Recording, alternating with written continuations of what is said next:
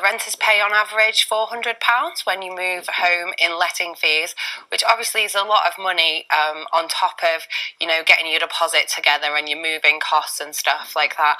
And 2/3 of renters have no savings whatsoever, so that means in many cases you're borrowing that money and getting into debt to pay these fees. So for millions of renters, this means a little bit of more money in your pocket when you're moving house.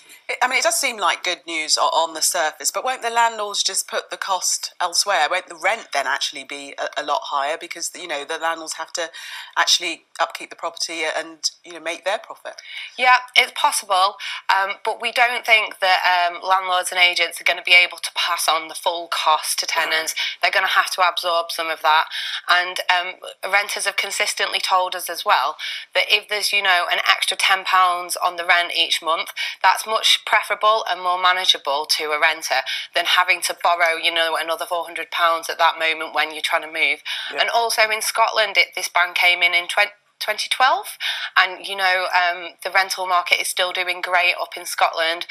There's no conclusive evidence that it's pushed rents up for renters, this ban. Yeah, because it's looking at, they reckon landlords will lose 83 million, letting agents will lose 157 million, which is obviously a lot of money for them. But is there a sense then in saying that these letting fees are just completely unfair charges?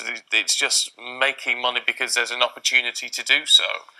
I think there's a bit of both. Obviously, letting agents need to make money, but really it's the landlord who is contracting the service, not the tenant. It's the landlord who should be paying for the service.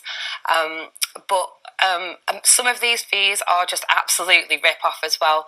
I mean, I've seen fees where tenants are being charged for the landlord or for the letting agent to call them, like £20 for an email or something like this, £55 for a bit of photocopying. These are insane charges and they really have to go.